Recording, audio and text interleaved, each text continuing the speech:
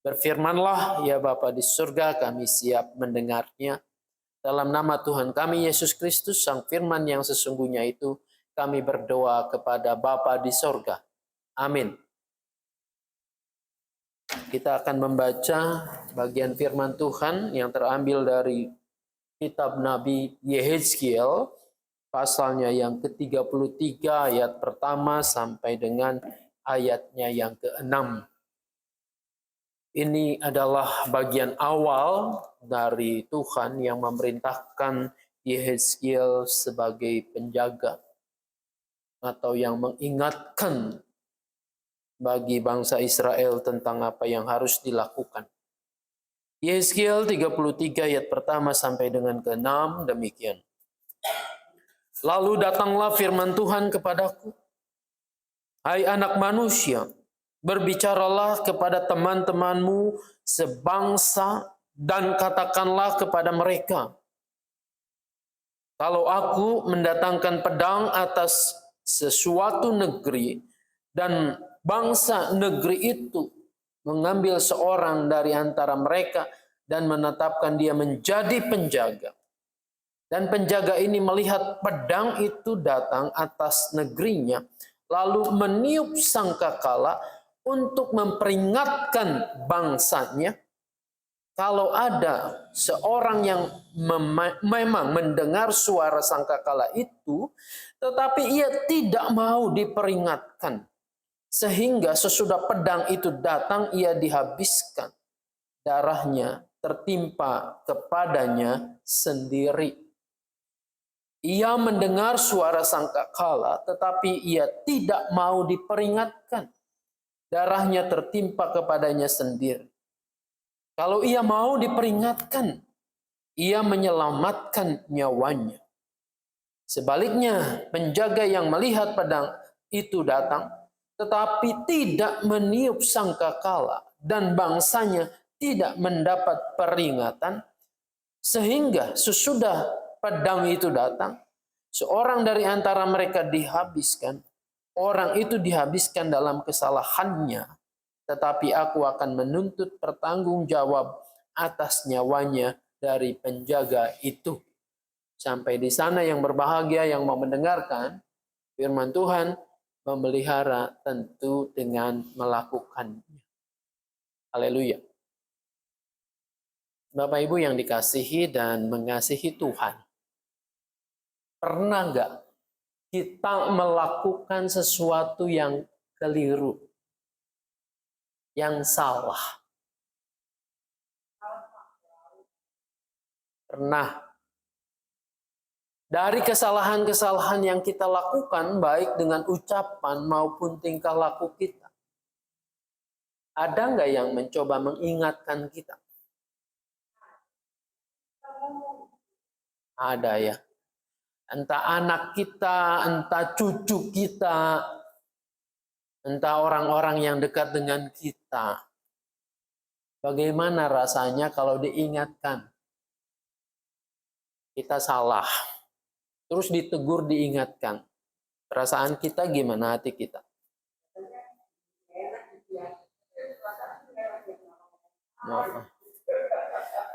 Rasaannya tuh ada yang nggak enak. Betapa mungkin kalau kita mengatakan bahwa teguran itu adalah sesuatu yang baik, sesuatu yang bisa menolong kita untuk tidak terus melakukan kesalahan. Tapi pada waktu diingatkan, kita menjadi gak nyaman. Apalagi yang mengingatkan kita itu anak kecil misalnya. Belakangan ini sedang rame itu, ada anak kecil, anak seorang pengacara, masih di bawah 16 tahun. Bapaknya terlibat perkara lalu masuk, diputuskan dihukum penjara 4 tahun. Lalu sang anak mencoba untuk bicaranya lewat media sosial. Dia menantang Kapolri, menantang pengacara yang ternama. Oh, rasanya anak kecil ini tahu apa. Kita juga sama kayak begitu ya. Tahu apa anak kecil? Bukan apanya isi peringatan itu, tapi kita memandang siapa. Siapa kamu mengingatkan aku? Anak tetap anak, cucu tetap cucu, begitu pandangan kita. Nggak nyaman. Yeskiel diminta oleh Tuhan untuk menjadi orang yang mengingatkan bangsa. Mengingatkan kalau mereka salah. Menegur. Gambarannya adalah gambaran seorang penjaga. Penjaga tentu berada biasanya di menara pengawal di atas. Yang melihat situasi keadaan. Kalau ada musuh katanya yang mencoba menyerang, maka biasanya si pengawal penjaga ini dilengkapi tidak hanya dengan pedang, tetapi dengan sangkakala, semacam trompet. Sangkakala itu akan ditiup ketika ada pasukan lain yang akan menyerang. Ada kode-kode tertentu oleh si peniup sangkakala ini. Apa yang harus dilakukan ketika orang mendengar sangkakala peringatan bahwa musuh itu akan datang? Maka biasanya adalah orang-orang pasukan tentara dan masyarakat tertentu. Mereka akan siap-siap. Mereka akan bangun, menyiapkan senjata, menyiapkan segala sesuatu untuk menghadapi musuh itu. Supaya apa? Supaya mereka tidak mati binasa. Bagaimana kalau si penjaga sangkakala itu atau si peniup sangkakala itu lalai? Yang melihat, tapi ia tertidur, misalnya. Ia tidak melakukan fungsinya. Maka yang terjadi adalah masyarakat yang biasanya itu hidup di dalam benteng itu akan terbuai, terlena. Sibuk mengerjakan apa yang menjadi kesenangannya, mungkin juga terlena tertidur. Kalau orang yang tidak siap berhadapan dengan musuh yang sudah dipersiapkan terlatih, maka yang terjadi adalah mudah dikalahkan, mudah dibinasakan, dibunuh. Bagaimana pertanggungjawaban si penjaga ini? Ya Tuhan mengatakan kalau engkau lalai, maka kalau ada yang binasa, betul orang tersebut sedang terlena, kesalahannya juga, tetapi aku akan menuntut daripadamu nyawa orang itu. Jadi tidak main-main ini tugas Yehezkiel. Gambaran ini dipakai karena memang situasinya begitu untuk menggambarkan tugasnya sebagai seorang nabi mengingatkan, menegur bangsa Israel itu. Supaya apa yang mereka lakukan tidak bertentangan dengan kehendak Tuhan. Kalau mereka melakukan apa yang tidak Tuhan kehendaki, mereka melakukan kejahatan, mereka menyembah berhala, mereka menindas dan seterusnya, maka sang nabi ini harus dengan lantang mengingatkan. Apa yang kamu lakukan, apa yang kalian lakukan itu adalah perbuatan yang jahat, yang salah. Sehingga orang yang diperingatkan itu diharapkan kembali sadar. Supaya jangan binasa. Supaya jangan dihukum oleh Tuhan. Nah, perkara orang itu mau dengar atau tidak, itu kan bukan lagi tanggung jawab Yehezkiel. Ia sudah mengingatkannya. Sudah memberitahu akan konsekuensi apa yang dilakukan itu, konsekuensinya apa. Ketika orang itu diingatkan, lalu sadar akan kesalahannya, maka orang itu tidak binasa. Tetapi kalau orang itu diingatkan, diberitahu kesalahannya, tapi ngeyel, tidak mau bertobat, tidak mau kembali kepada jalan Tuhan, orang itu akan binasa. Dan Tuhan tidak menuntut tanggung jawab dari Yehezkiel. Sudah menyampaikan tetapi tidak diterima. Lalu apa buat kita pesan firman Tuhan ini? Pertama-tama, kalau saya merenungkan bagian ini, kalau kita yang jadi seperti Yehezkiel, kita yang sudah tahu kebenaran firman Tuhan, yang sudah banyak belajar firman Tuhan, maka yang harusnya terjadi adalah kita mengingatkan kalau ada orang-orang di sekitar kita yang melakukan hal-hal yang tidak Tuhan kehendaki. Kita menegur.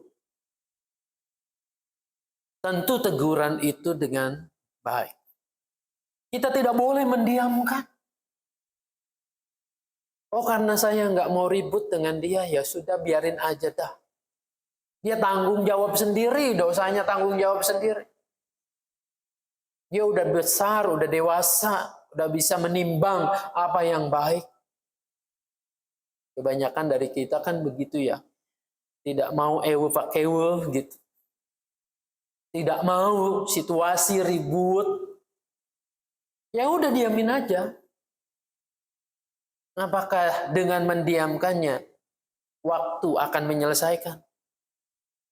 Belum tentu.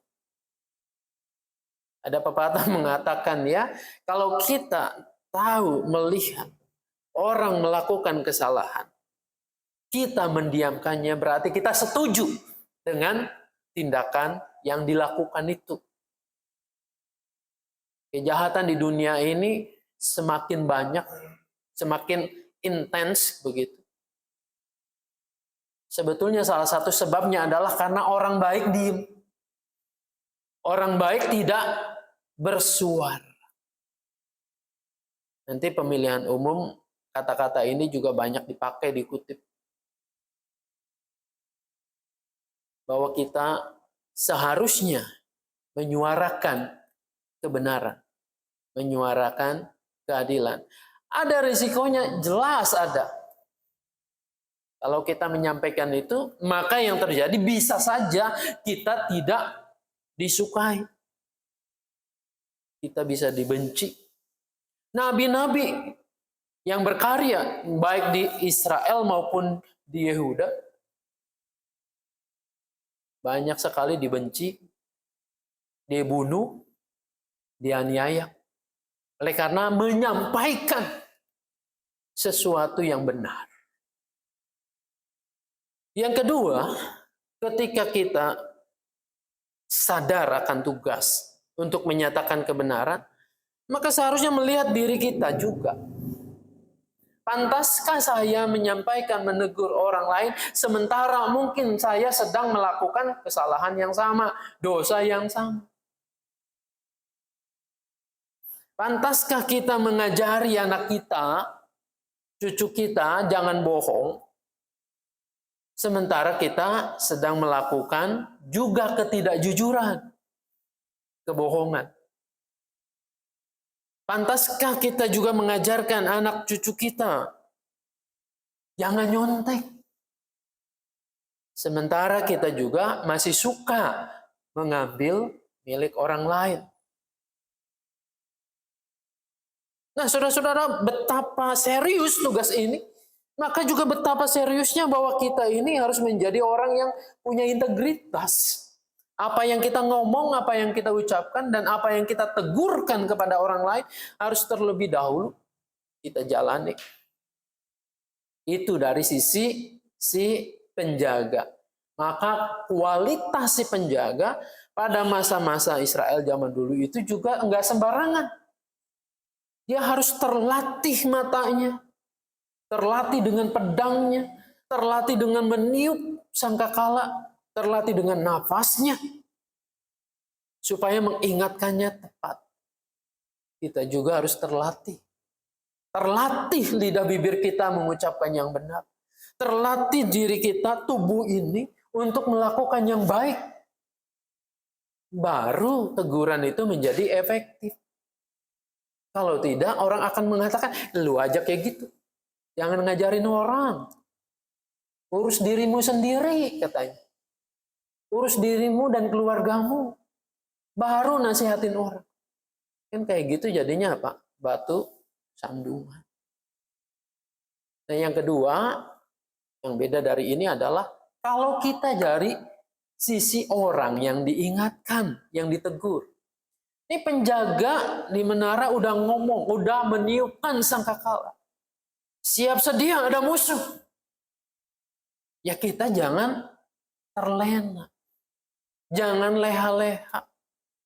Kalau ada orang yang mengingatkan, itu siapapun dia, baik bawahan kita, baik anak kita, cucu kita, mungkin posisinya lebih rendah, status sosialnya.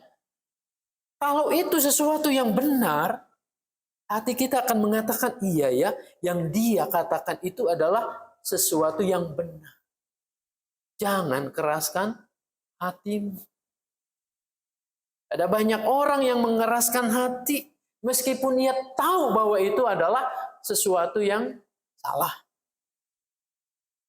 Maka yang terjadi adalah kesalahan ditanggung oleh dirimu sendiri. Kalau engkau tidak mau berubah, maka hukumanmu akan kamu terima. Lalu kalau kita berubah, maka yang terjadi adalah kita memperoleh hidup. Kalau dalam situasi perang, kita tidak jadi mati. Nah, itulah yang harusnya senantiasa kita lakukan. Ayat ini saya sebetulnya menarik, pasal 33. Nanti Bapak Ibu sekalian baca.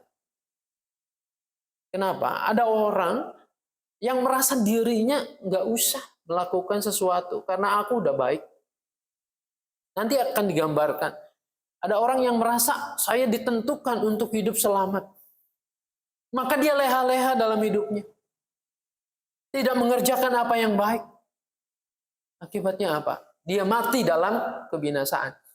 Ini untuk orang Kristen rawan sekali. Kenapa? Karena merasa dirinya aman. Dirinya aman karena Tuhan Yesus sudah menebus. Aku kan udah ditebus oleh Tuhan. Darahnya, kesengsaraannya menebus dosaku. Lalu dengan itu dia nyaman. Tidak melakukan apa yang Tuhan kehendaki. Pikirnya apa? Karena Tuhan itu adalah Maha Kasih. Dan dia tentu akan mengampuni saya. Datang hari Minggu aja, akui dosa, lalu berita anugerah. Tuhan mengampuni dosa. Ini serius. Kenapa orang yang hidup demikian sebetulnya tidak aman? Kenapa? Karena dia tidak sungguh-sungguh mengerjakan apa yang Tuhan kehendaki. Dia tidak sungguh-sungguh dengan kehidupannya. Sebaliknya, nanti kita kalau baca seterusnya, pasal 33, ada orang yang ditentukan engkau akan binasa. Penjaga itu mengatakan engkau akan binasa. Maka orang itu melakukan apa yang baik. Masa hidupku akan berujung pada kebinasaan. Ia mengerjakan apa yang Tuhan kehendaki. Maka yang terjadi justru orang yang seperti ini yang akan selamat. Jadi Bapak Ibu sekalian, iman kita percaya kepada Kristus yang sudah menebus kita, ya, dan itu harus kita pegang. Tetapi bukan berarti dengan iman ini engkau tidak melakukan apa yang baik di hadapan Tuhan. Biarlah Tuhan menolong, memberkati kita untuk hidup selaras dengan panggilan kita. Tuhan Yesus memberkati kita. Amin.